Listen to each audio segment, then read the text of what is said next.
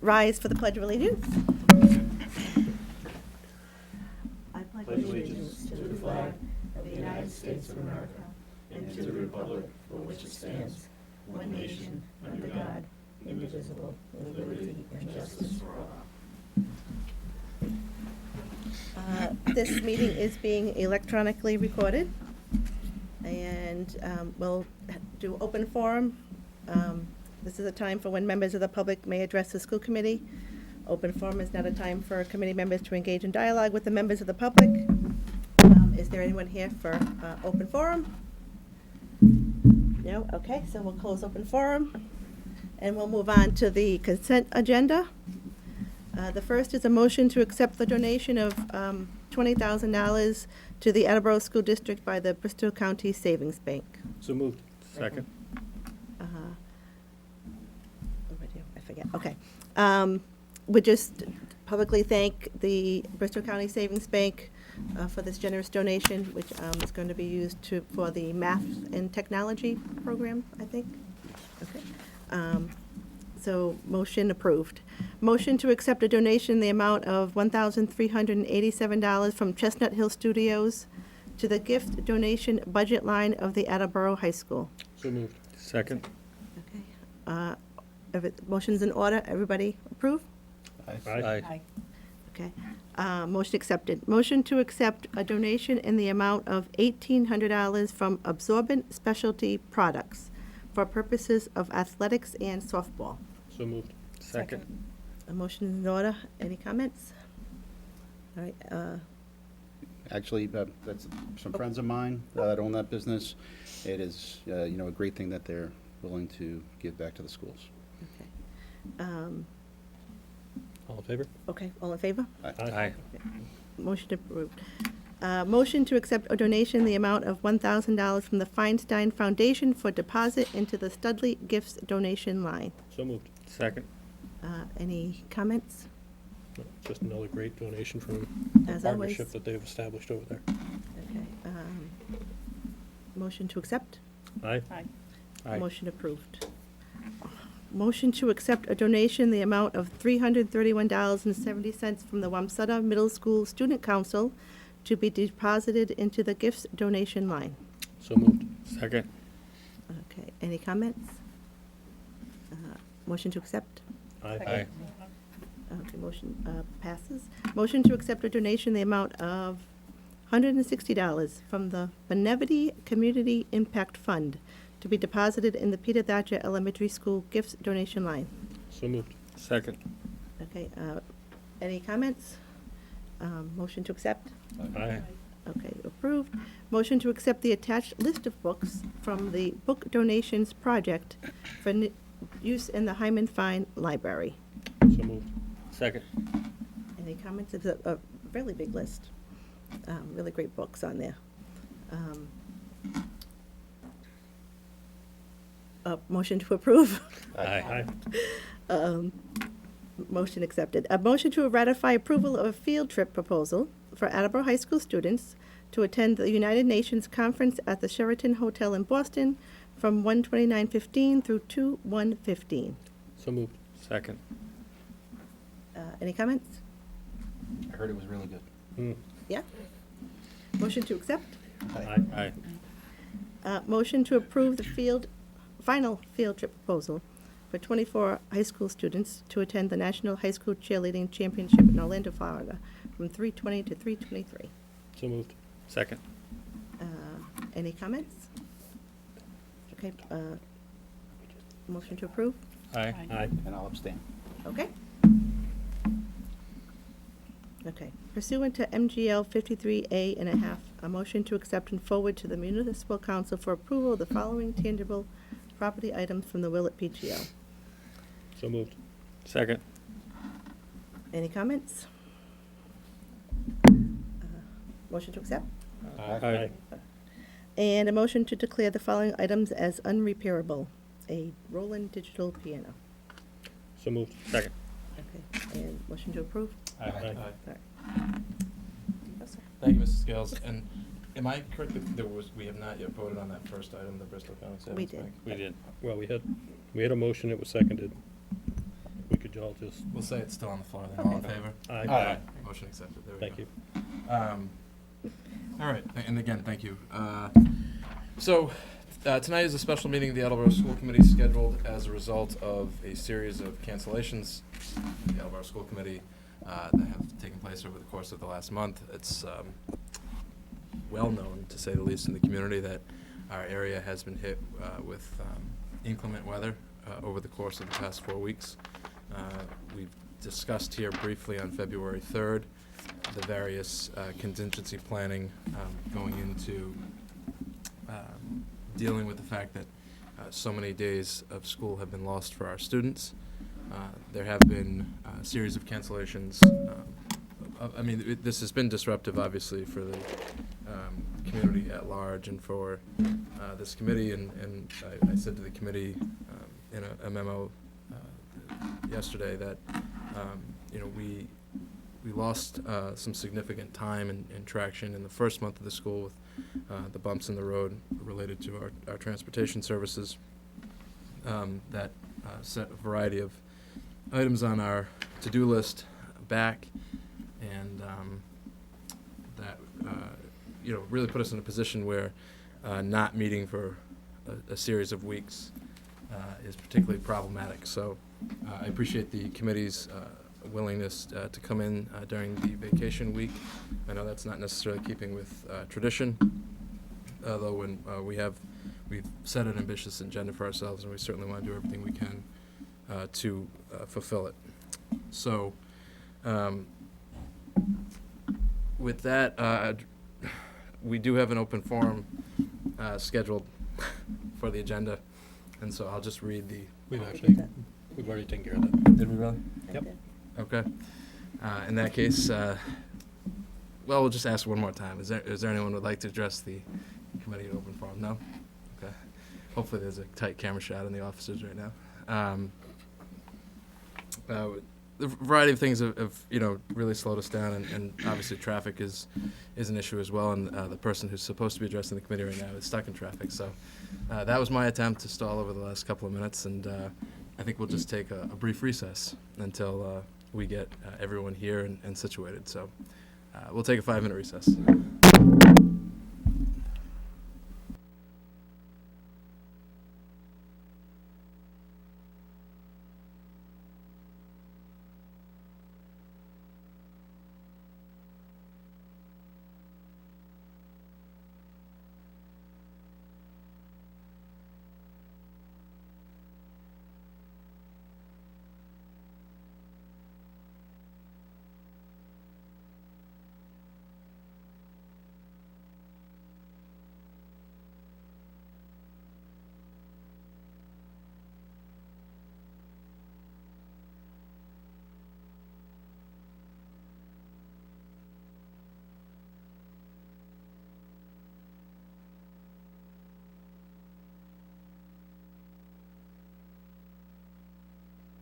All right, so we'll call the meeting back to order and apologize for the delay there. We're now more or less fully staffed. And again, our first item on the agenda is a discussion of the implications of the 7 cancellations of school and just the inclement weather and the severe inclement weather that the district in this area has sustained over the course of the past month or so.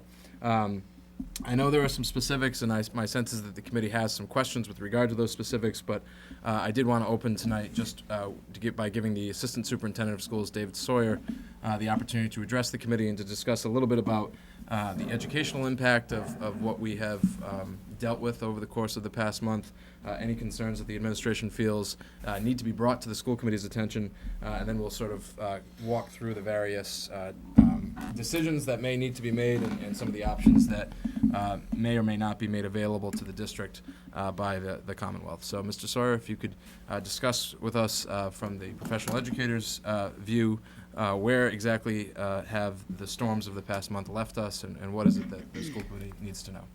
Well, I mean, to be quite honest, it has been very disruptive. The interruption to the continuum of learning has been pretty significant, and there's, I think, a considerable amount of anxiety in the buildings. I mean, I would say you can really feel it, that the teachers are feeling that, you know, they only have so much time with each group of kids. And part of what makes it a successful learning experience is momentum. And, you know, it would be untrue to say that we haven't lost a good deal of momentum in this last month. It's been tough. And there's a lot of concerns about what the long-range impact of that will be. But, you know, the first steps of solving a problem is acknowledging that you have it. So we are ever mindful of what we're up against, and we've made adjustments. And, you know, right out of the gate, you know, the decision last week to reschedule the PD so that we could get a full day of instructional time last Friday was, you know, a teaching and learning decision that I think a great number of teachers felt relieved. Aside from the fact that the PD was just, with everything that had gone, was being poorly timed. It wasn't, we weren't in a mental frame of mind to really engage in PD issues. But what was at the forefront of everyone's mind was trying to get the kids back on track and get things back going again. So I think that we got 3 full days in a row was pretty exciting for a lot of people, and we're excited to regain that lost moment. Thank you. And I would just point to that. I did want to first, on behalf of the committee, commend the administration for the decision to extend the students' instructional day to a full day. I think that, frankly, it provides, it's a good example of 2 phenomenon that we deal with here on a regular basis. One, trying to put teaching and learning at the center of the decision making and making sure that that is always motivating us and that is driving our priorities. The second thing that I think it serves as an illustration of is that there are no easy decisions at this point. When it gets up to a decision being made by either the school committee or the superintendent, if there was an easy solution, generally someone else would have made it along the way. And I say that because professional development is something that in every, I imagine, every school district in the country is something that's undervalued, generally speaking, because if you're not a professional educator, if you're not working and understanding how the changes and the challenges are evolving in public education, it's just not going to be something that those of us in the laity are going to fully appreciate. There's a lot, and we hear that rhetoric sometimes when we talk about professional development days, where it just seems like there's an excessive number of half days, when in fact there's an excessive number of challenges that our educators are facing, and they need those opportunities to to get that work done and to go through those programs. That being said, the teaching and learning has to come first, and in this instance I think it was the right decision, and I know there are various contingencies being considered as to what might be done in place of that. So the next item that I think we need to go over are the implications for this year's calendar, and we're not going to make a decision on that tonight, and I don't know that we have a decision to make, but we certainly will have to cover that in discussion. But before we go on to that, or perhaps going on to that now, I'm not sure, Mr. Withers, you had a question or a comment? Well, no, I was just going to echo what you said in thanking the administration for the decision to go to a full day for teaching and learning. I think it was a decision that, at least from where I stood, it seems like it was made quickly and appropriately. And what I liked about it is that it had no impact on what we're going to talk about in a minute, which is how many school days we have. And I know that's what we're going to spend the majority of our time talking about, but in reality, getting those 180 days is secondary to the teaching and learning for the kids, which really should be our focus, but is going to be overshadowed obviously by getting to the 180 days. But the 180 days is a benchmark that's set for making sure the kids get their teaching in the appropriate classroom time. And I think the past month, instead of worrying about getting done by June 30th, worrying about getting the kids the education they need is what we should be worried about. And that decision, I think speaks to that.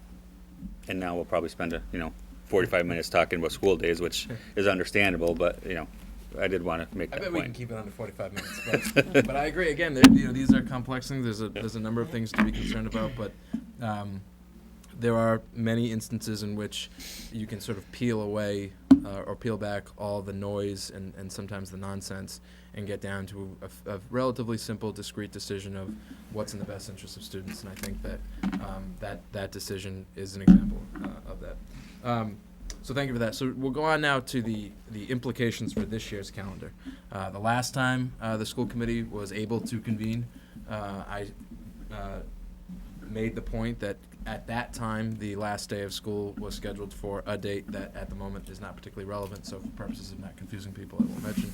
But currently, the Attleboro schools are scheduled to close for the 14-15 academic year on Monday, June 29th. So right now, as we sit here tonight on whatever date it is, February 18th, the last day of school is scheduled for Monday, June 29th.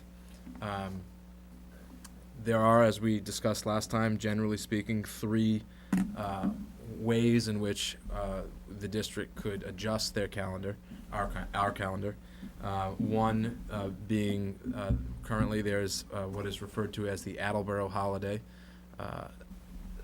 of I think it's Friday, April 3rd, maybe Friday, April 4th, Good Friday. That is currently a day off for students and staff. There's obviously the April recess, and then there are any number of Saturdays. Various districts throughout Massachusetts, when dealing with these issues, have considered all three. It is, as I said when we addressed the possibility of reducing the February vacation when there was more bad weather coming. The district has an obligation first and foremost to its students, and as we were just saying, to prioritize teaching and learning. We're also an employer of 800 individuals, and that brings with it a series of responsibilities and obligations that we have to be mindful of. So for that reason, there won't be any decision tonight as to whether or not there's going to be an adjustment in the schedule. But I do think it's important that committee members keep in mind that particularly if there are 2 more cancellations, which is not out of the realm of possibility, then one way or another a decision will have to be made. If there are no more cancellations, or if there is one additional cancellation that pushes the final day back to Tuesday, June 30th, then there is room for a discussion about whether or not to take action, but we are not at that point compelled to take action. For those wondering, there are a variety of limitations that keep us from going past June 30th. Some of them are practical and municipal finance oriented. Others are contractual. And there's certainly a well-established precedent in the Commonwealth as well for not going into July. So that's essentially where we stand. I know there has been a lot of speculation in the community as to exactly what are the parameters set by the Commonwealth's regulations. I know there's been discussion about blizzard bags and other waivers and things of that nature. I don't know that we necessarily, at this point, when we're not actually compelled to make a decision, need to go through line by line why we don't have as much flexibility from a legal standpoint as we would like.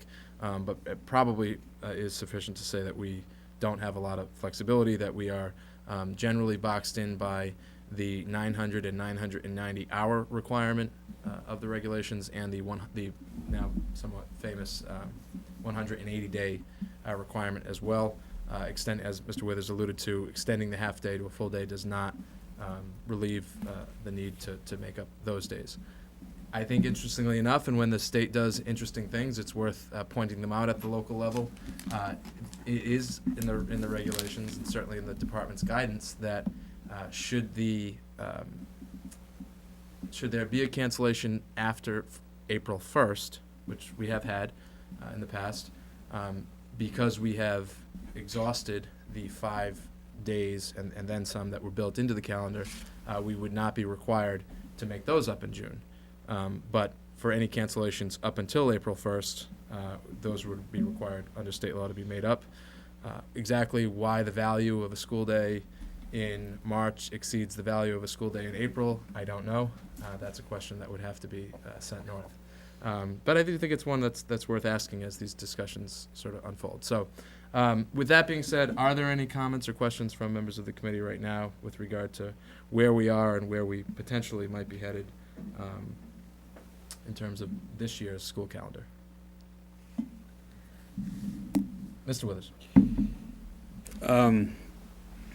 Well, as to this year, we're currently, best case scenario, we're going to be ending on a Monday, June 29th, which is, the date itself is late. Yes. Going back I mean, going back for a Monday and Tuesday to me seems, You wouldn't mind to do it? no, I wouldn't want to do it. I mean, doesn't seem to make much sense to be going back the last Monday and Tuesday in June.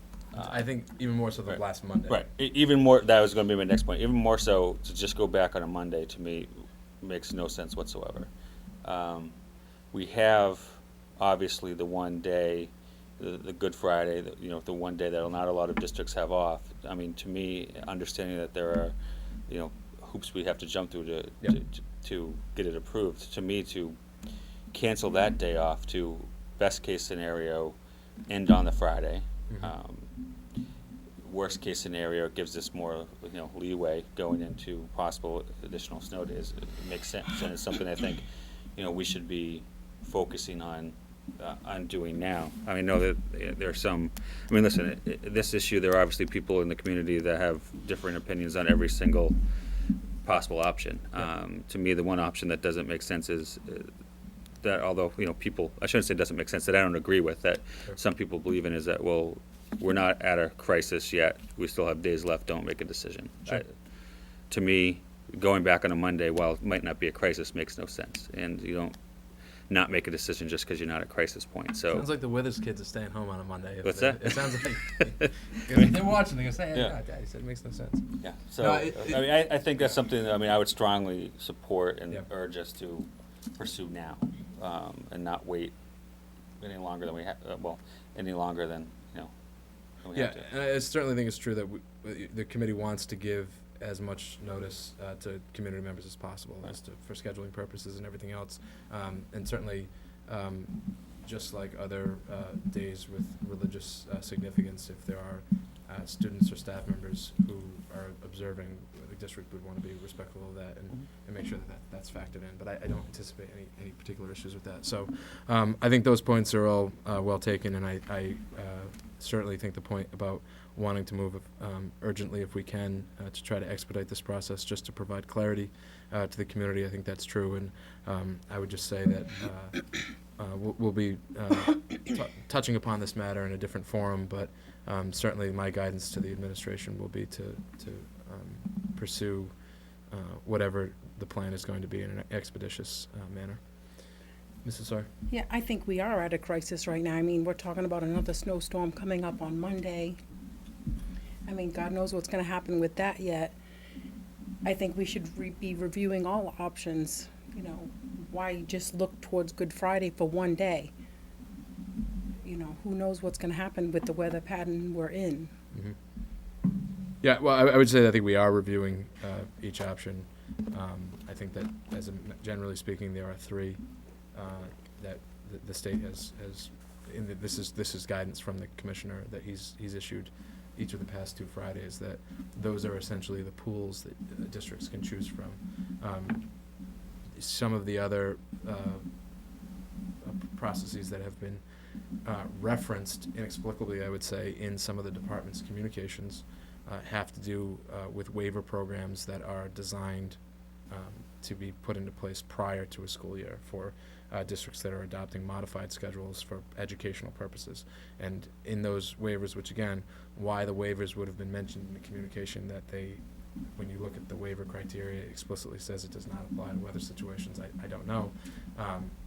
But I think that, as a matter of fact, like there are 3 potential contingency plans, and the committee and the administration are looking at all 3 of those. I would say that I would have to disagree with the labeling of this as a crisis. I think that as a school district, we face crises from time to time, and sometimes they're of an educational nature, and sometimes they're of a financial nature. This is a very unfortunate and extremely inconvenient situation that we're in, and we need to try to make the best decision in the interest of students' education. But I think it's important for, and certainly members are free to declare a crisis in their own view at any time, but I think it's important for the committee to articulate in a very sort of thoughtful manner that we're going to look at all these options. But unfortunately, we've dealt with crises before, and we don't want to get to a point where the community is numb to the school committee declaring a crisis. So that would just be my response to that. Any other questions, Mrs. Storrs? you know, to just mirror off what was already said, I think it's a very valid point about that one day in Monday. If we can make up one day to prevent the need to come back on a Monday, that makes a lot of sense, as has already been stated. Knowing the different avenues that we have to go through to be able to get a change to the calendar approved, are the same concerns with a change to the Good Friday? Do they apply to the same changes that we had with a February change? Generally, yes, Okay. but only generally, yes, Okay. I would say. And again, you know, for those who are sort of wondering what we're talking about right now as we continue down this whole, we as an employer have a host of obligations that we need to fulfill in order to provide the service to the community that the school system does, and to do it effectively.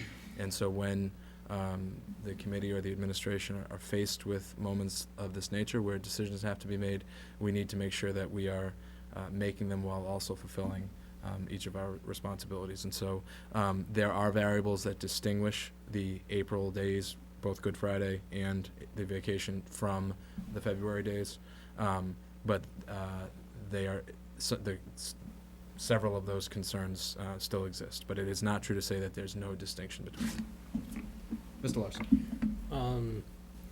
A week or so ago, I was chatting with some members of the staff, and I had the sensation that if in fact we are at a point down the road where we're still looking at coming back on that Monday versus coming in on Good Friday, the sensation I had was that the staff would prefer to come in on Good Friday and not come back in on that Monday. And I think there's, from a teaching and learning point of view, I think there's a lot more sense to having a day in April than there is on the 29th of June, because, I mean, let's not kid ourselves about what's going to happen on the 29th of June. Yep. And the 30th for that matter. So if we could find a way to have school in April, from a teaching and learning point of view, it makes so much more sense. Yep. So, Absolutely, and as we said at the beginning, that's certainly what we want to drive our what we're decisions. here So, for, so. a final comment, Mr. Withers, or? I just had an actual question. Sure. What's the date of Good Friday again? I think it's April 4th, but the church did not consult with me on setting the calendar this year. Normally, I prefer that they do, but It's either- Yeah, I mean, it's because either the third or the I mean, fourth. it's kind of a little bit on what Ms. Sawyer was saying and what we've been talking about. I mean, I think, like I said before, to me, doing the Good Friday to avoid going back on a Monday is a no-brainer in my personal opinion. sure.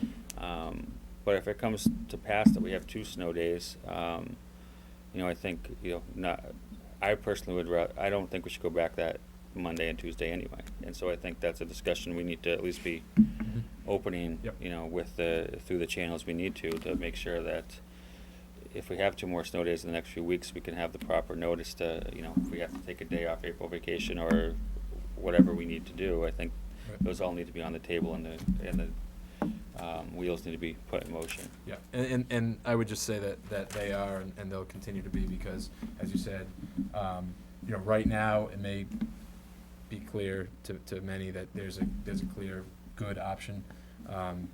2 more cancellations, and there are significantly fewer options, which in some ways makes the decision process easier. 1 more cancellation, I would say that's, and which obviously that's what's going to happen now. But The hardest decision. that will put us in the most difficult position, and we'll continue those discussions and exploring those options on all the appropriate forums. So we'll move on now. The department. And when I say the Department of Education, the State Department of Elementary and Secondary Education, alluded to on Friday the possibility of flexibility with regard to the MCAS and PARCC exam windows, and with regard to the administration of those exams. Oftentimes, as is the case with the waivers that were alluded to by the department, it is unclear exactly what the connection is between the circumstances under which those are being discussed and the actual decisions that need to be made. But I did ask the administration to see if they could gain any clarity on that. And so, Mr. Sawyer, is there any clarity on to whether or not the district will be afforded flexibility with regard to PARCC and MCAS exams? It is my understanding that we will be given the option to ask for flexibility. Um, in the conversations we've had internally, there's a real distinction being made between the difference between pushing the testing window and extending the size of the testing window. Okay. If all we're allowed to do is move the testing window, we might not actually ask for that flexibility because the way that the testing schedules have been set by the buildings, in many ways, it would be difficult for them to push it back farther than it is, especially because it starts to run into the vacation. If we can extend the window, and I believe that that will be an option, we will ask for that. Because with all of the cancellation of all the various things and the rescheduling, having a little bit more time to get all the testing in would be of the greatest benefit to the schools and their ability to administer these tests. Understood. And I know that there are going to be some deadlines imposed by the state, such that there may not be a formal opportunity for the committee to communicate any input. So that's why we have administrators that administer the buildings on a day-to-day basis. I would just ask that you keep the committee informed. If once clarity is finalized with regard to pushing back versus expanding windows, and then certainly when the administration is formally taking their position with the state, I think we'd like to be kept informed of that. Finally, on the teaching and learning side of our snowstorm fallout, we have the consideration of next year's academic calendar.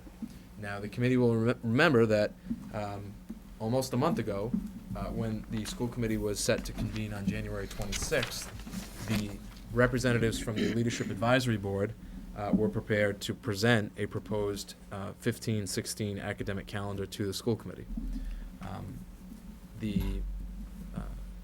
I did confer over the past several weeks with Mr. Sawyer regarding the proposed calendar, and I was heartened to hear that there was a consensus that developed, and Mr. Larson as well, I should say, who's a part of the Leadership Advisory Board, that a consensus had developed that perhaps some variables had changed between January 26th and now, and various components of the calendar need to be taken into account.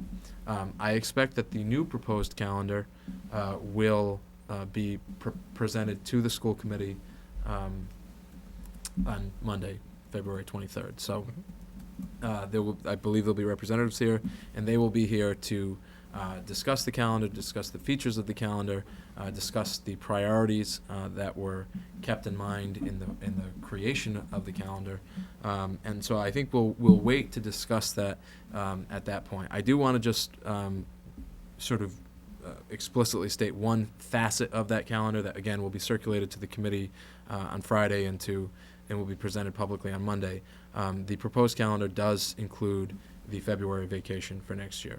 Okay, I think that's important to note because it's the item that people have in various circles sort of attached themselves to in various ways over the past several weeks.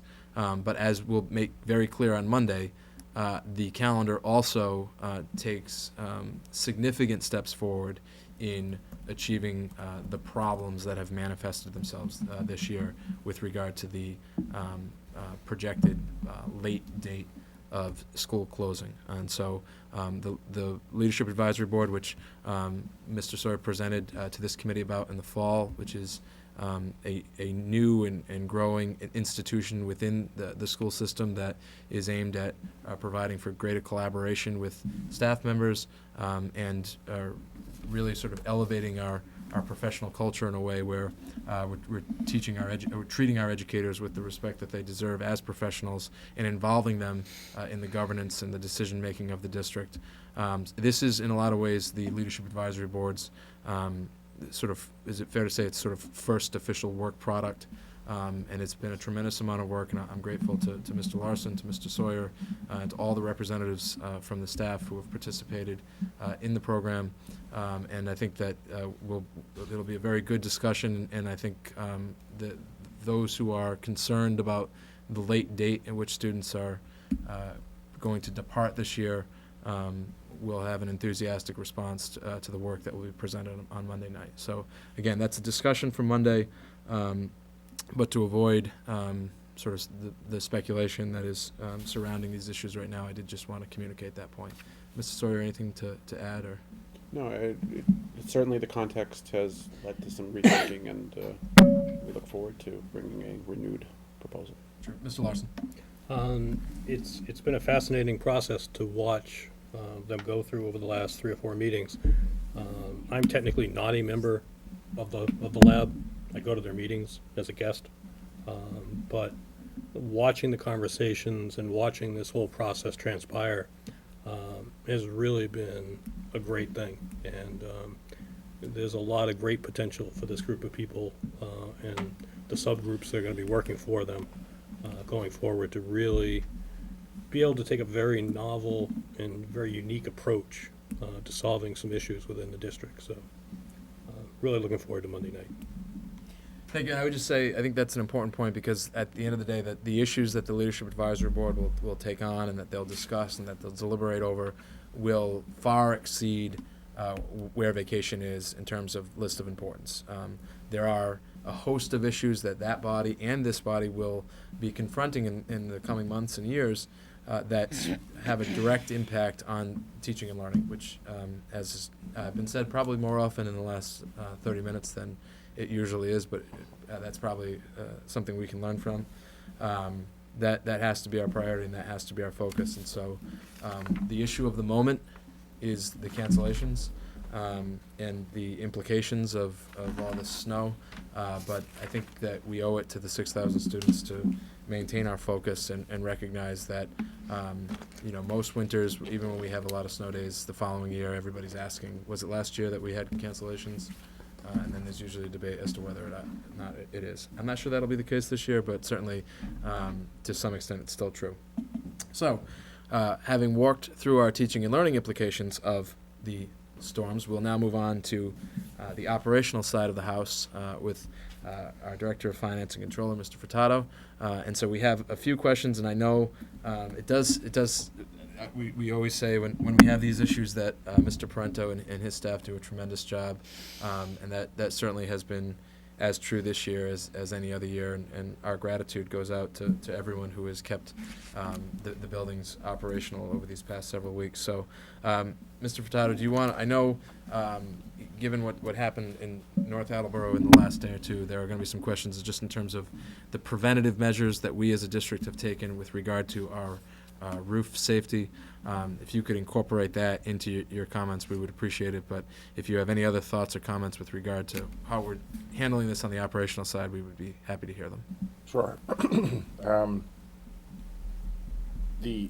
I think one of the important things to know is our staff and our vendors had the buildings ready when we were ready to open school. We did not postpone school because of the status of our facilities. We have kept abreast of everything. We do not, as we're sitting here today, have any significant concerns about our roofs. We have issues at Wamsutta and Brennan, which are historical and aren't necessarily related to this snowstorm or this series of snowstorms. Whenever you have roofs that allow penetration of water, you have a potential for fatigue and potential for failure. We've taken the areas that we are very knowledgeable about in terms of Brennan and Wamsutta. We've cleared those areas. Those are not a concern. There is not snow or ice in those areas. We are not having water penetrating the building at this point because of snow on the roof. We've had some other issues in those buildings, but so district-wide, as we sit here today, no concerns. We've addressed the areas that need to be addressed. Going forward, there is a potential to have some concerns, depending on the nature of the storm that someone had just mentioned. You're probably aware that the storms we've had has been kind of light, fluffy snow, followed by tremendously cold temperatures. So nothing has really kind of melted. The load is not heavy. It's very light. If this were kind of that heavy stuff, we'd be very concerned. But We'd just be addressing it. And we'd be addressing those concerns. But the snow has been light, the temperatures have been very cold, there hasn't been condensing and weight and ice and all that kind of stuff. The storm coming up may lead to that. We have already solicited engineering support in that event. We'll have the buildings evaluated right away for those concerns. We plan on the next 3 or 4 days, maybe into Saturday, making sure all of the drains are clear, because the storm could be rain. So we absolutely need to have the drains cleared. We're working on that starting tomorrow morning, and doing all the things we need to do independent of what the storm actually turns out to be. We'll be ready for any kind of contingency. If it turns out to be no rain, very heavy snow, followed by very cold weather, we will have the engineering firm in here first thing following week to deal with that situation. If it becomes a storm of what we've had, this kind of light fluffy snow, again, we'll be dealing with it as we have through these storms. And if it's rain, our drains will be open, and we'll evaluate after the storm has passed as to what our condition is, because it could cause snow runoff and actually help us, depending on how long the rain is there for and what the temperature of the environment is after the rain leaves. So, you know, again, we have everything in place we need to have in place, and we have work being done currently to address the contingencies that we may face with the next storm.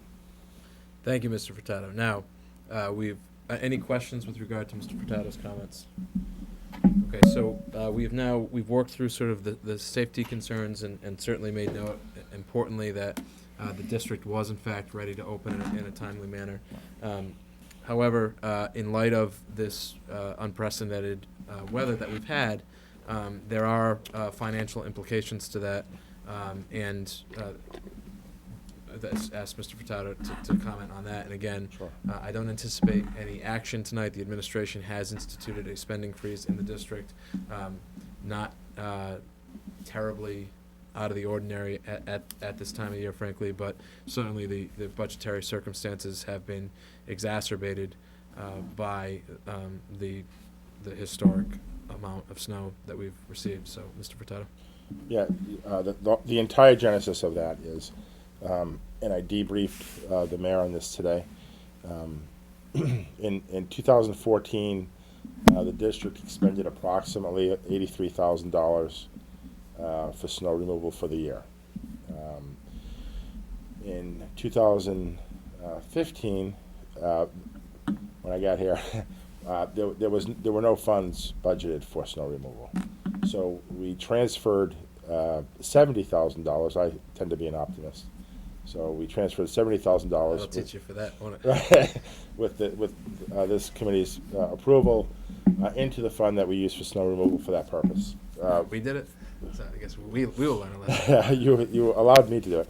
So where we sit today, taking into account our staff's overtime as well as the vendor costs for not only plowing but the actual physical removal of the snow and piling up the snow, we actually had to get front end loaders. You know, extraordinary measures that we typically do not encounter. We're somewhere in the neighborhood, because we haven't gotten all the invoices in, but somewhere in the neighborhood of $150,000 to $160,000. So, significantly over the original budget and still significantly over the revised budget. The municipal side is going to look into, because the storm Juno was actually declared an emergency situation. They submitted their cost for snow removal for that event, and they have going to look into adding our cost to that submission. They don't know if they can do that. They don't know what the result is going to be, but that was an outcome of the meeting today. But short of that, we're not in a situation where we can carry this over or deal with this in any other way other than pay for it through the budget. So it sounds as though the municipal government is currently determining whether or not they can seek relief from the state government. Correct.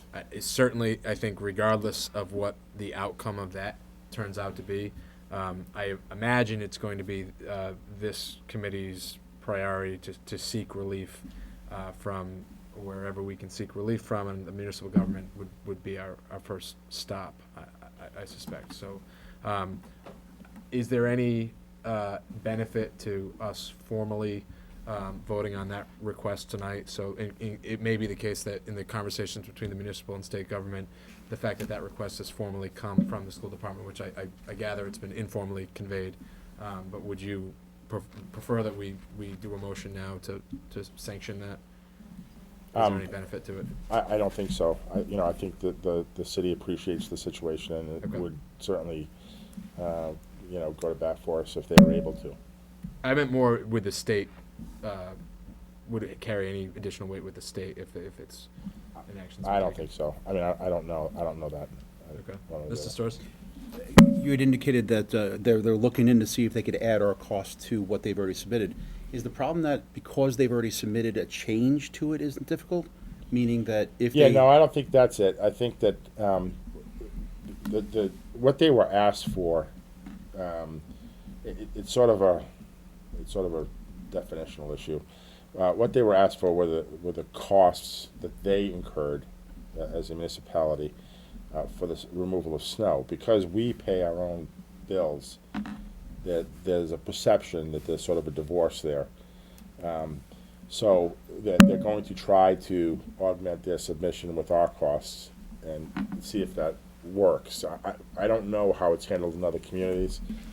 We are theoretically a department of the city, so that it should be okay, but nobody's kind of experienced it, so we're going to find out. So are you indicating that the concern that's been relayed to you about adding our costs to their submission is that we may not be considered part of the municipality? No, I think what they reacted to initially was the request for their costs for snow removal. And kind of forgot about us? I don't know if forgot is the right word, but they made an assumption that did not include the schools because they don't pay those bills, the school does. They submitted the bills that they paid. So I guess the question is, do we need to submit our own submission, or is that not permitted because it's one per city or one per town? It's a request made of the municipality that we did not get a call, for instance, from the emergency group that handles this. So they're going to make the request on our behalf. And I guess from my standpoint here, it makes sense because this was an emergency declared that our costs should be in that same submission, which obviously is shared around this table, I would imagine. We certainly hope, yeah. Mr. Moore? If the state doesn't agree to put our costs in with the cities, or doesn't grant the city's request, or even if they do, I mean, that's only for one storm. Right. And we have significant other costs. Is there an avenue to request from the city some sort of relief? Given that they're. Yeah, I mean, think that's why I'm inclined for us to vote now and to make the request official. And Okay. that way, I don't know that when Mr. Furtado walks into City Hall, if he has an official vote by the school committee, that it necessarily carries more weight. But there may be some legal process down the road in which it may be a factor. And so for that reason, I would prefer someone make a motion that we formally request the municipal government any and all type of relief for this type of extraordinary expense. Yeah. Mr. Withers, then Mr. Larson. Yeah, I would certainly make that motion that we request that the municipal government provide appropriate relief to help us offset these costs. I mean, to me, it seems the appropriate area for the municipality to step in and help us out. I mean, our monies, the limited monies that we get are not best spent on snow removal. They're best spent Correct. on teaching and learning and things that are going to improve our students. And to me, this is the area where we should get some help. I agree. Was that a motion? That was a motion. Is there a second? I'll second. Thank you. Mr. Larson, comment? Yeah, I think my only concern, I mean, if we can tie into some of the state funding, that would be fantastic. And obviously, the only other place to to request funds would be from the city, but, I mean, they're gonna be deficit spending the balance of their snow budget anyhow. So, I mean, I think ultimately, the only place that the city's gonna come up with money is to take it out of their, if they can't add our snow removal cost to their deficit spending for snow removal, and I don't know the answer to that. I mean, we are in fact a department of the city. We have our own budget, all departments do. But if we can add our snow deficit to their snow deficit, that's gonna just come off the top of the budget next year, because that's how that happens. Or we're gonna have to request them to take money out of the stabilization fund to pay for this I think we're getting a little bit ahead of ourselves, because first of all, we don't know what all of our bills are, so we don't know the magnitude of what the real request is gonna be. Right. Secondly, we don't know if they're gonna be able to deficit spend this, and, As a school department, Department of Education will not allow us to do that.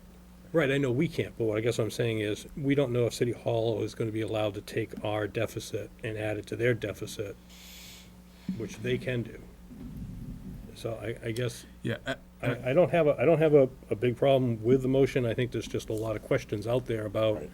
how this is gonna happen, where the funds could come from, where they can't come from, and we don't know what the total request would be yet. That's certainly true, and there are certainly specifics that will have to be worked out down the line. I think it's important to note that the motion, as Mr. Withers has made it, is not to identify the source of funding, or frankly, to work through those very legitimate municipal finance issues that will need to be ironed out on the municipal side. I think the issue that is before this committee at this moment is ensuring that we do everything we can to invest the community's education dollars on education. And in this instance, and again, there are deficits that come up throughout the course of the year, and there are transfers that need to be made in order to relieve those problems. But in this instance, we have an extraordinary problem brought on by extraordinary circumstances, and I think it does warrant the extraordinary relief that would be sought in this motion. Again, it may be the case that conversations need to take place between members of the municipal government and our administrators to make a determination as to some type of cost sharing, what would be appropriate and what's feasible. I would imagine that might be the case in the coming months, until we have those specifics. That those conversations would be premature. But I think that it is important for the committee to signal to the community that despite these circumstances, we're going to do everything we can to continue to concentrate Attleboro's educational dollars on educational services. Mr. Withers, then Mr. Storrs. Yeah, I mean, you just said a lot of what I was going to say. I mean, I agree with what you're saying, Mr. Larson, that we don't know where the funds are going to come from, what the amount that we'll need is. But to me, that doesn't matter, and it doesn't matter to me if they get relief from the state or not. We have a limited budget. The city has avenues through which to get the money to pay this, and it's not the best use of the limited funds we get, our limited budget that we have, to spend it on snow removal. The city can find a way to pay it one way or the other. And in my mind, in extraordinary circumstances like this, I think it's a worthwhile request that that they do so, and understanding that we'll have to work with them, and they'll have to work out, if they were to agree, where it would come from. Sure. Mr. Storrs. I mean, totally agree with what Mr. Withers is saying. I think this is an important message to be sending it, but and ultimately we don't know where we're going to end up, but we do know where we are right now. And what I'm hearing, and please correct me if I'm wrong, is we budgeted, well, originally zero, but fix that, budgeted $70,000, we're already $90,000 over. Correct. And more than likely, we're going to be anywhere between, It could be more. 90 to 150,000, more than likely. We don't have that money elsewhere. No. So we have no options but to ask for relief. Even if we do get the state relief for that one storm, Juno, it's not going to cover the $100,000, $90,000 current deficit that we have. So we need to do this. Yeah, I mean, the only thing I would say is that, again, there are problems of this nature, normally not of this magnitude, that do crop up throughout the course of the year. It's I think it's important to point that out because if people are sort of catching this conversation midstream, they might think that this is that we have a bill that we're not exactly sure how we're going to pay it, and that's a once in a lifetime event. As Mr. Furtado can attest, that's not the case. That happens fairly frequently, particularly within a $65 million budget. There are going to be instances in which transfers need to be made to make sure that we can meet all of our obligations. I think that why the committee is taking is prepared to take the action that we are now is because of this sort of the very unusual nature and more so the magnitude of the issue we're dealing with. Mr. Withers? Yeah, and because it's I guess I put the motion on the floor. I just wanted to speak. I'm a little bit uncomfortable, Mr. Storrs, with the way you presented it, because I don't see this as a situation where, we have a bill, we wouldn't be able to pay it, we need the city to bail us out. We could find the money and pay it. We'd have to cut other things. Obviously, we could pay the bill. It's not, in my mind, and making the motion, it's not asking the city to bail us out from a problem, that we need help on. This isn't an effective use of our funds. It's more effective to come from the city, and it's something that, in this extraordinary circumstances, isn't something that's best spent from our funds. It's a very fair clarification. And Mr. Chairman, just to Yes. be, that was our position to the city. Sure. That we understand the obligation, and our intent Right. is to address it with our existing budget. Obviously, we're limited in what we can address, and Sure. again, we put the freeze on for that purpose. Mhm. And any benefit derived from making that emergency submittal would certainly be helpful. Sure. But And our intent is to address it ourselves. And it always is, because part of the way in which we maintain our credibility, both with the municipal government and the community at large, is trying to live within our means. And certainly $65 million is, while it's not as much as some of us would like to invest and spend on education, it's a very robust budget, and we have a very important responsibility to the community to make sure that we manage those dollars wisely and effectively. I think that as the autonomous governing body of the school system, it's also our obligation to make clear to the community that we're going to do everything we can to keep those dollars focused on teaching and learning. So if there's a brief comment. Yep, there is. Sure. No, I just want to say that, no, I appreciate the clarification, because I think we're saying the same thing, which is, it's not that we want to bail it, it's that we want our money, our budget focused where it belongs, which is on student learning. And, there's no way that you can know that we're going to have this sort of winter when you budget at a year in advance. This is extraordinary. Yeah, and that's, I just wanted to point out where we're at now, because it's extreme. I mean, we already are at a $90,000 Right. deficit that, like has been indicated, if it comes to our budget, something has to be cut to be able to cover that.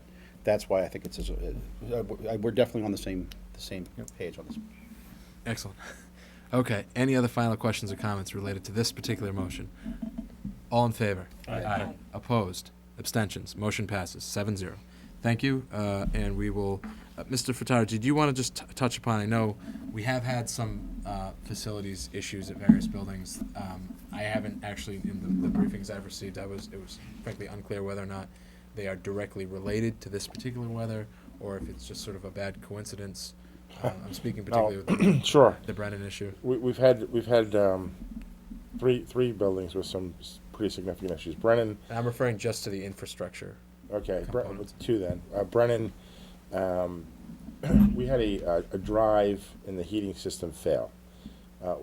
We have redundant drives in all those buildings, and what is supposed to happen is, drive A kicks out and drive B kicks in a more profound way to cover the situation. That communication, for some reason, we still don't know why, did not take place in Brennan, and so the heating system shut down. Just like a house shutting down. This is during the vacation that we're. This is during, yes, during the vacation period. I wasn't aware of this before, perhaps Jason was, but what would be described as the attic of the building, the space above the ceilings, is actually not insulated. So we have piping in the heating system that froze. causing some issues as it would in your house. And then had some coils in the outer perimeters of the heating system let go as well. So we've had a significant amount of repair effort at Brennan, replacing coils and pipes because of the temperatures, and obviously getting the drive back online. At Wamsutta, we have a fire extinguisher system that is generically described as liquid. So what that means is the system is engaged and charged with fluid regardless of the need. It's sitting there charged, as opposed to a dry system, which is not. It just engages once the event occurs. And in the same circumstance where we have these uninsulated areas in the building and pipes running through them. So again, we had some pipe failures and some sprinkler head failures because of that freezing, the extended below freezing temperatures, and had to address those as well. Part of that work, we are looking to see what the cost would be to convert the system from a wet system to a dry system. But, so that's the way it is. that's the way it is. Brennan and Wamsutta. Any reason to think that there'll be a disruption to teaching and learning There will when not school be. resumes? If you went to There the you go. schools today, you wouldn't even know anything happened. Great. Okay. Any questions? Brief ones, Mr. Storrs? Knowing we've had cold days in past years, why the issue this time and not in the past? I think the duration. I mean, we've had almost a solid month of below freezing temperatures. I think that's as simple as that. Mrs. Zito. Is there any way that you can add antifreeze to the system? That's a great question. I don't know the answer We to had this that. happen down the Cape in our house down there several winters ago. The power went off, and when the power came back on, it did not come back on to our house. And the pipes froze and broke like every 2 feet Right. apart in the petitions, which was a fun arrangement. We have since added antifreeze to the heating system. It's not the best thing for the system, but at least you don't have broken pipes, Sure. generally. And We'll sometimes investigate that. Take a look at power that. would go off, and we have an alarm system which calls you up and tells you at 3 in the morning the heat is off in the house. So at 3 in the morning, I'd have to go down and kick the furnace. There you I go. decided I had enough of that, so we ended up putting in a new heating system. But we did put the antifreeze in it. Yeah, They don't recommend the antifreeze. I don't know, it does something to clogging up the thing sometimes. and that's another good point. We have alarms in the buildings for when the heating system goes down, but having an alarm in the building isn't terribly helpful on school vacation time and Sure. these periods we've been away. We also have some digital control systems in the buildings that currently do not communicate out over the internet. Okay. We're looking at, yesterday and today, development of VPNs to allow for those notifications to happen at the homes of our maintenance Remotely. people, so. All right, and we would just, as those developments take place, just ask to keep the Infrastructure and Facility Subcommittee informed and the school committee at large. Okay, so we'll move on, I hope, to our final operational issue in terms of follow-up. This was a question that I had, and I believe Mr. Furtado and I touched base upon it some days ago. We've said several times that in light of this weather, we've dealt with a series of challenges, as the city has, as the Commonwealth has, as the region has, where we were able to get our school campuses prepared to open for school only 2 days after the initial storm. But we had issues with regard to sidewalks. We still have, I know, some issues in the greater community, making sure we ultimately get all the bus stops cleaned up. It's a matter of having this tremendous amount of snow. There are some limitations. I do think that a conversation needs to take place in the community as to exactly what investments do we as a community want to make to prepare for these types of situations. Part of that conversation has to be how unusual are these circumstances, because that's certainly a factor that each community would weigh. If this is a situation that is not going to occur again for another generation, the response might be different than if it's something that we're seeing sort of a pattern of. But my question is, have we, as of yet, communicated to the city, and by doing our own sort of research with this, and this is not research for this week, this is research to take place when the snow is cleared, at some point over the coming months. Have we been able to essentially map out the routes that our Walker students would take in each building? And is that something that, with some work and some research, we might be able to produce essentially a model or a map of each building that says that here are the areas that would need to be prioritized in order for us to operate business as usual? Is that something, if the committee were to make that request, that something of that nature could be prepared to first present to the school committee sometime in the spring? And then, again, we can't expect, the city has a variety of interests that need to be balanced. There's like all sorts of different concerns. There are public safety concerns that certainly have to be first and foremost in terms of priorities. But it may be helpful if we, as the largest municipal department, did communicate publicly and were to say, in order for school to open, here's the areas that would need to be addressed. Is that something that you think the administration and with the help of Mr. Parento might be able to prepare? We could certainly do that. I'm not sure that that's the effective thing to do. Again, as this committee has said many times, taking a bus is the safest way to get in. Yep. And if you think about just the gross numbers, we're transporting, somewhere between, 4,000 and 4,500 students via bus. Yep.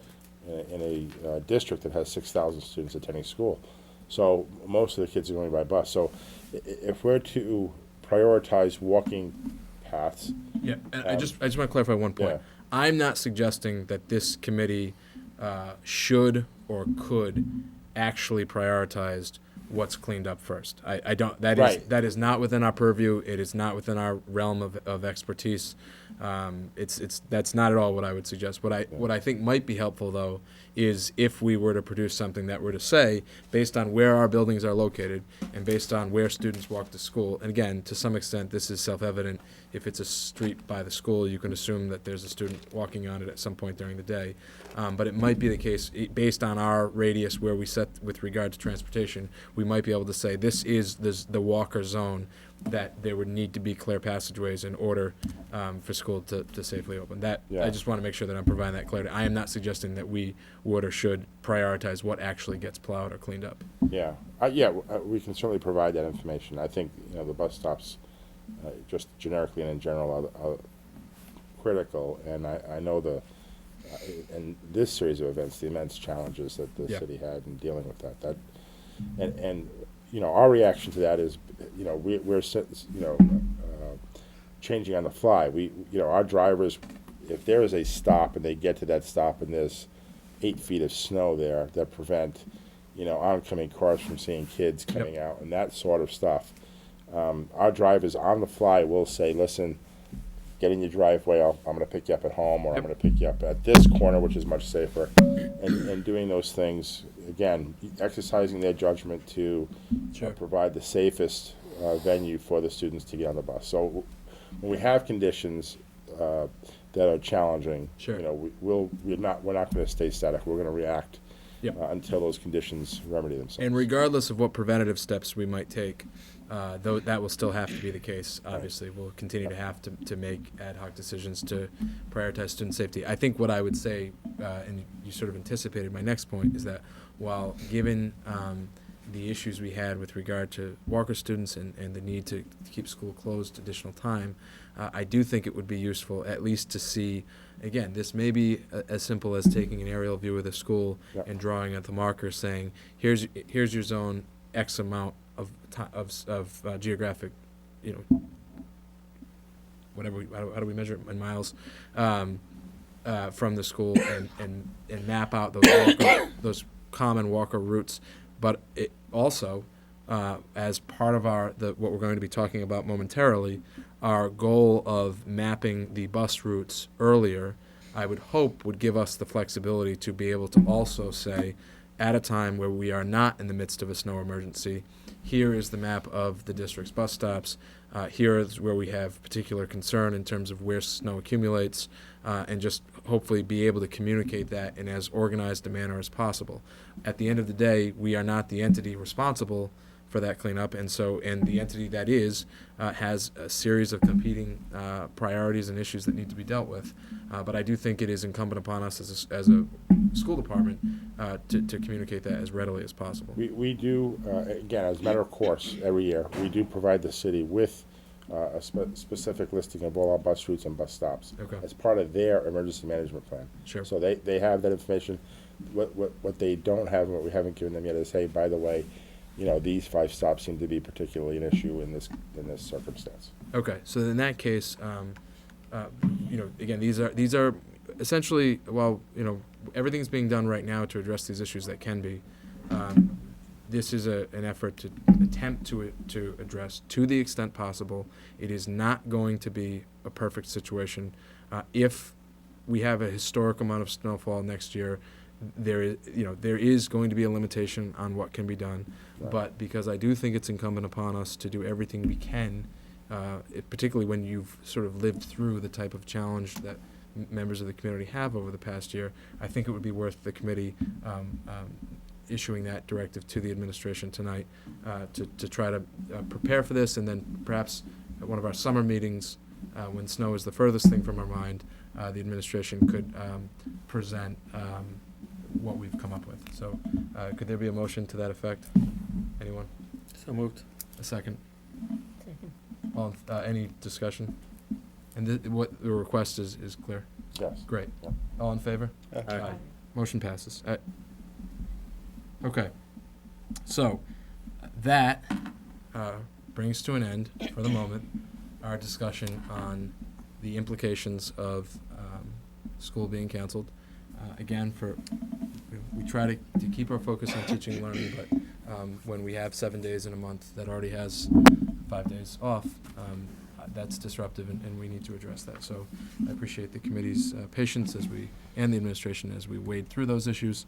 And now we'll move on to a much more core teaching and learning issue, transportation. So we've touched upon this a few times. This is a matter that is still pending before the policy subcommittee. There have been both subcommittee meetings and school committee meetings that have been forced to be canceled because of the weather. For that reason, I've kept it on the agenda tonight just so we can continue this discussion, so there can be questions answered.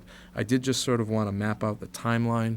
The issue we're talking about again is the potential amendments to policy EEA, which is the policy governing the fee-for-service program in transportation. We last discussed this on February 3rd. Prior to that, the issue had been discussed at the policy subcommittee on January 11th. The objectives of the potential reform are first and foremost to maintain the level of service provided to the community for the reasons that Mr. Furtado cited. Statistically speaking, taking the bus to school is the safest way to get to school. We have over 4,000 of our 6,000 students taking the bus to school, and the committee has expressed no interest at the level of service provided to students and families. However, we have seen in recent years a series of difficulties in the administration of our transportation services, and we are, particularly at the beginning of the year, and we are seeking a way to make the system more efficient, to not have any negative consequences from a budgetary standpoint, to maintain the same level of service, and hopefully make the service more reliable in the sense that families will know what bus they're on, what bus route they'll take, and timing, and all of that. As we've said when we've discussed this issue before, no matter what changes we make, there will always be hiccups when you're trying to transport 4,000 students to school and back. There are going to be problems, particularly at the beginning of the year, but certainly the level and the volume of problems that we've experienced over the past several years is unacceptable, and that's why we're making this effort to try to reform the system. In essence, what we're doing is we are minimizing the negative impact with regard to who is currently entitled to transportation, who would have to pay. We are also minimizing the population of students who are eligible for some form of transportation who and under the reform system would not be eligible. And those would be students in grades 2 through 12, outside of any particular circumstances to students that necessitate transportation who live within a half mile of the school. Right now, those students are not entitled to transportation, okay? But the way we have administered the fee-for-service program in the past has resulted in eventually most students, after an extended period of time on a wait list, having the opportunity to have a seat on the bus. The universe of students who fall into that demographic that I just mentioned, who currently are not entitled to transportation, but generally can get transportation at some point during the school year, we think are just in the dozens. Possibly fewer. It may very well be zero when you actually look at the specific circumstances. In fact, I suspect that very well might be the case because a lot of times when people are applying for that, it's because of certain circumstances in terms of where they live or their student. So there's a chance that this is going to affect zero people, but as it is an issue that's been discussed publicly in the past and people feel very strongly about, we are trying to get it out into the public as much as possible. To that end, there will be a public hearing next week. I do not know the date, but I suspect it'll either be February 24th or February 25th.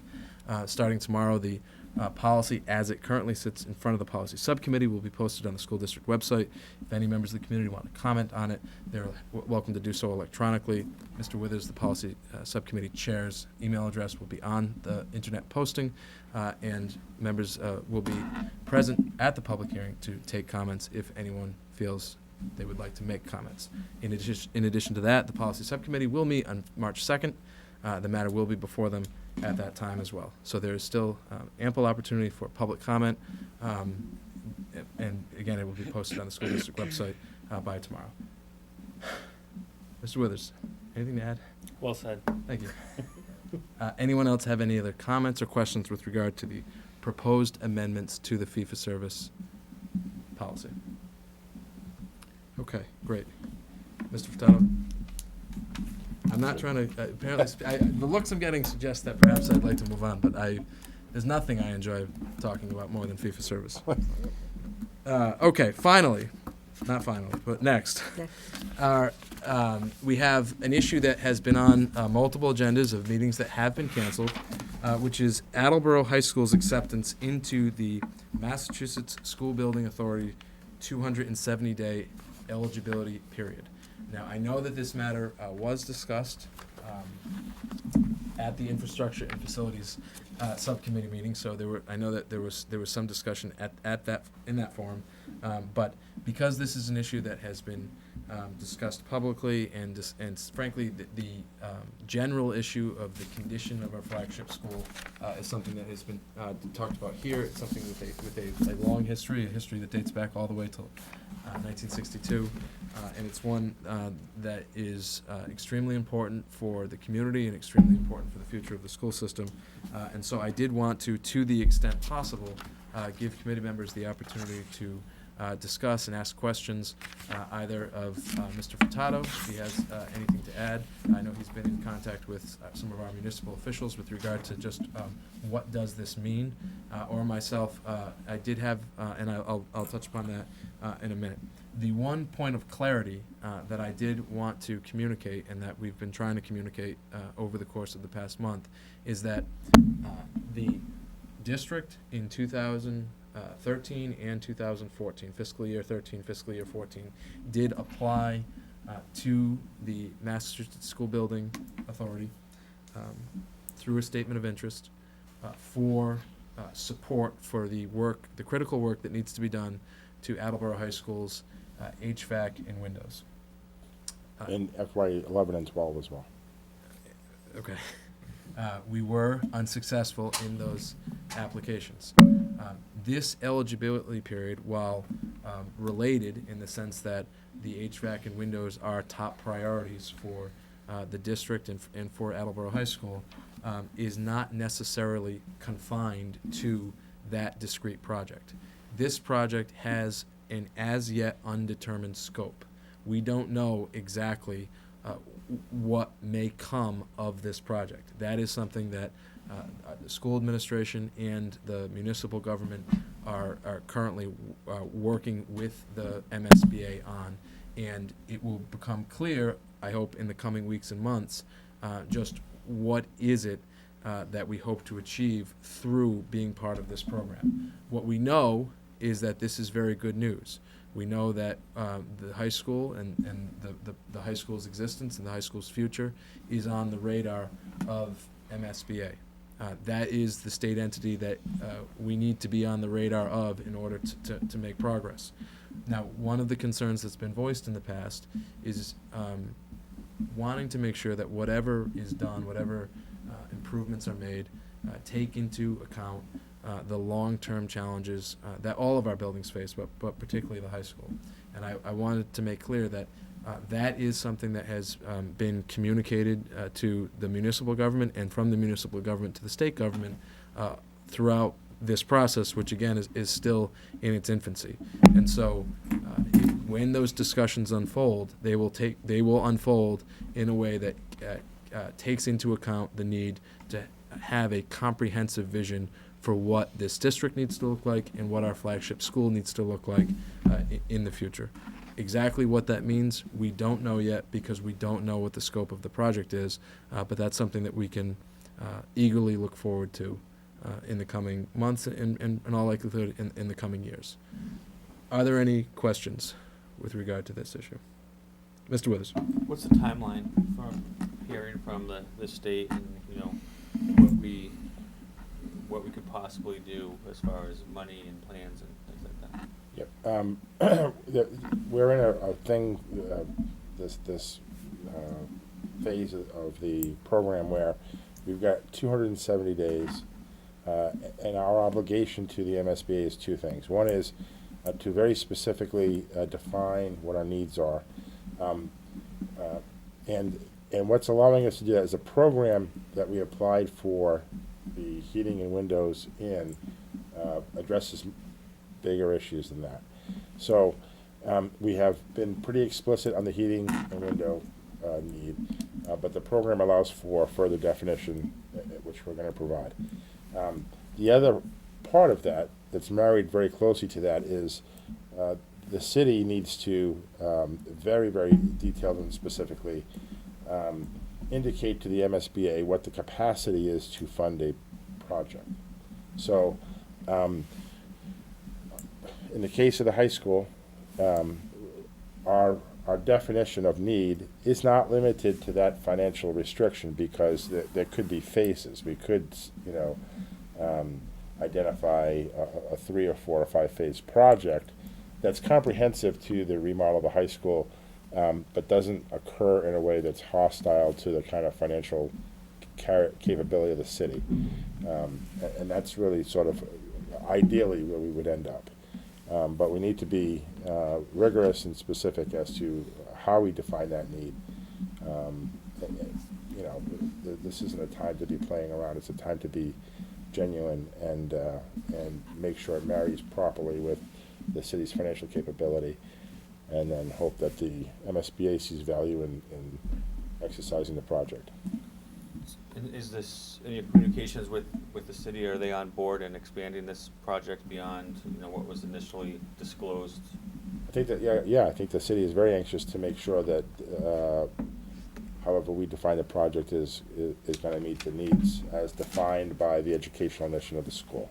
So I think they're very strong in. And that's the critical point that I hope we have spent a lot of time tonight talking about our operational issues, but I hope it's clear that the teaching and learning priorities and the mission of the district needs to be interwoven throughout each of these discussions to ensure that that's what's continuing to drive our decision-making and how we represent the school department to the municipal government and, in this instance, the state government. And so it was a little over a year ago that at the committee's request, the administration formed a task force to look at specifically the issue of the high school. And the charge to that task force at the time was essentially to present back to the committee two sets of priorities, short-term priorities that could speak to our need to always be looking at the high school and making sure that it's serving as the epicenter of the school system, and it looks like the epicenter of the school system, and then more of our long-term vision as to what it looks like. The volunteers on the task force did a tremendous job. They met multiple times, and they certainly did what they were asked for. It's my hope that in the coming weeks, and I do think it needs to be measured in weeks, that the central administration will understand why it is that this school committee, this governing body of the school system, felt as though that priority needed to be addressed within the first several days of this committee coming into office. We have a host of challenges, we have a host of problems. Challenges, we'll leave it at challenges. And the high school as the flagship building of our district, and what it looks like and how it operates, and making sure that it's a 21st century learning environment is at the top of the list with regard to our infrastructure challenges. It's not the only one, but it's certainly at the top of the list. And we will have to have very important conversations in the coming weeks to make sure that we as a school department have thoroughly vetted the ideas that have been tossed around somewhat casually over the course of the past year about what it is that we want for this building and what it is that we want to be advocating for. Right. The municipal government, the state government, they know that we want a top-tier 21st century learning environment, and we know that we as a school committee value education. We want that to be the center of what happens here. But we need to develop the greater specificity so that way when the municipal government and the state government are consulting, our municipal government are armed with an educational plan that fits the needs of students at the high school now and in the future. So And I do think that that's plan's critical to where we are right now. That's Yeah. the core of what we're going to do. That's the core that will define what is going to happen, and that has to be, again, we have something less than now 270-day window to really tease that out in a very detailed and specific way that allows, again, MSB to make some judgments as to funding issues. and this committee will provide the forum for the discussion and the vetting of those ideas and of those priorities. But at the end of the day, those discussions need to take place by our administrative leadership, and we need to start seeing some meat on the bone with regard to that. You've got a group of people that are waiting to serve as a sounding board, parents, teachers, some students. They're waiting for the administration to meet with them, essentially. So, and I will do everything I can to help facilitate that, and again, to provide the forum here. But it's an important, and it was a priority prior to this opportunity, and it's certainly even more so now. Okay, any final questions with regard to this issue? Mr. Larson? I guess the only thing I'd like to just comment on is just to thank publicly Mr. Furtado and the mayor and yourself for getting us to where we are. I don't think people realize the amount of effort that you and others have put in to get us to where we are, and it's a very exciting place to finally get to where we are, and we have a lot of challenges ahead of us, but a lot of exciting things happening too, so thank you. Thank you, Mr. Larson. Okay, moving on to our final business agenda item. We have an amendment to the agreement of the Bi-County Collaborative, which was provided to the school committee in our packet, and Mr. Sawyer has some comments on. Or is here to answer questions if we have questions. Certainly. These are minor changes, one of which is reflective of a regulatory change that passed at the state level, needing to provide greater flexibility to each school committee as to who represents each school committee on the Bi-County Collaborative Board, and there was another change as well. Yeah, I mean, that's a good summary. Mr. Withers? So, do we need a motion to, Yes, we do. make a motion to approve the amendments to the contract? Second. Any further discussion? All in favor? Aye. Motion passes. And I will sign that and provide it immediately after the meeting. Okay, we have our subcommittee reports, which will start with our Finance and Budget Subcommittee report. There is an item on here related to the additional surplus of vehicles that will be addressed by the committee in the coming weeks, but with regard to the meeting that happened at some point, Mr. Larson. The Finance and Budget Committee met on January 13th. We discussed our normal group of monthly reports. We spent a fair amount of time discussing where we are from a utilities point of view so far this year.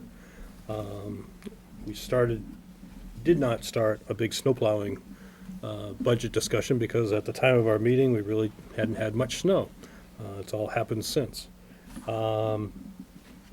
But considering the fact that we've gone almost 30 days now with below freezing temperatures, as Mr. Furtado had said earlier, that is creating some real challenges to the utilities budget. It's obviously creating some huge challenges now with the snow, to the snow plowing budget. So obviously those will be major topics of discussion when we meet at our next meeting on March 10th. We do have two motions that we were bringing from the committee to this committee.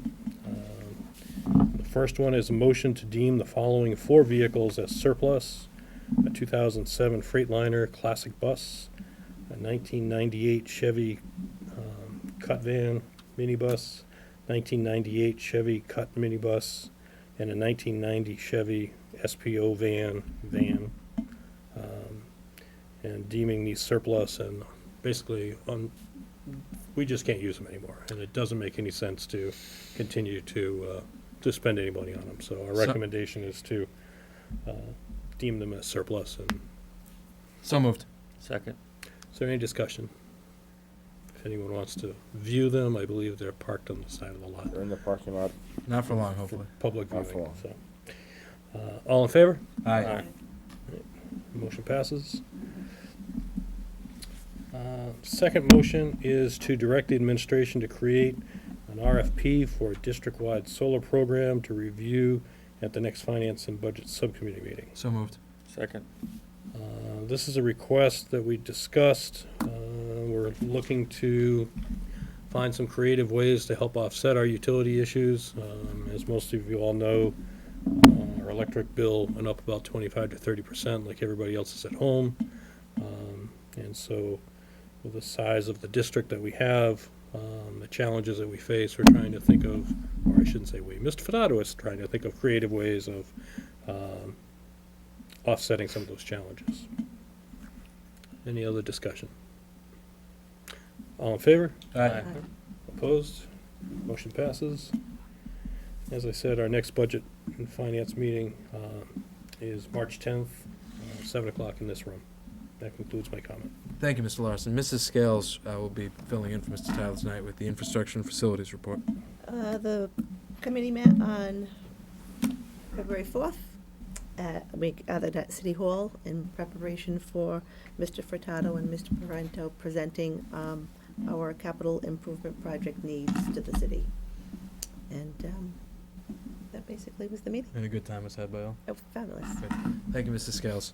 Okay, so that concludes our agenda for tonight. We are going to meet in executive session. I just wanted to provide a little bit of clarity with regard to the committee's schedule.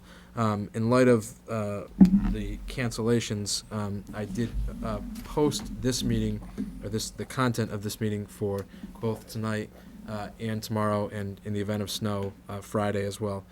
It does not look like that will be necessary. I fully expect that this meeting will be continued into tomorrow. However, we have finished the public portion of the agenda, and so I would anticipate convening only an executive session tomorrow evening at 7:30 p.m. And finally, I would just say that I did receive a report from the basketball game down the hall, and Fian did defeat Attleboro 65-50, but as a show of goodwill toward our neighbors, we've decided to open up every street around the high school, and the bus can leave anywhere they want. So, I'll now entertain a motion for the Attleboro School Committee to convene an executive session pursuant to Mass General Law, Chapter 38, Section 21A2 and 3, to discuss strategy with respect to negotiations with non-union personnel and to discuss strategy with respect to collective bargaining. Respectfully, as an open meeting may have a detrimental effect on the bargaining position of the school committee, the school committee will not reconvene in open session, but as I said, we will reconvene in executive session tomorrow night pursuant to the previously posted agenda. So moved. We can have a discussion, but Okay. is it so moved a second? Second. Mrs. Actually, Scales? this is like, not to do with that, but I just wanted to confirm if the kindergarten info night is still on for the 25th. As of today, it is. Okay, all right, just wanted to confirm that. And Okay. we will touch upon that again at our meeting on February 23rd. I'm glad you brought it up, and we will be using all of our social media stuff to communicate that is happening in order to get the word out to the community that kindergarten open house is Wednesday, February 25th at the 5 elementary schools. So the motion on the table is to convene an executive session. Mr. Storrs? Yes. Mr. Withers? Yes. Mrs. Sawyer? Yes. Mrs. Scales? Yes. Mr. Murphy, yes. Mr. Larson? Yes. Mrs. Zito? Yes. We'll take a 2-minute recess. Thank you. Yeah.